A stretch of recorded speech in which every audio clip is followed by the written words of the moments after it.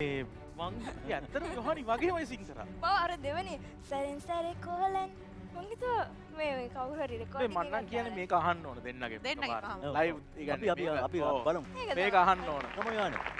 මටත් ප්‍රශ්නයක් තියෙනවා මේකේ කොහෙද මේ කවුරු හරි අපි පිච් කරන්න කලින් ඒක දැන් පිච් කරන්න ඕනේ නෑනේ. ඔව්.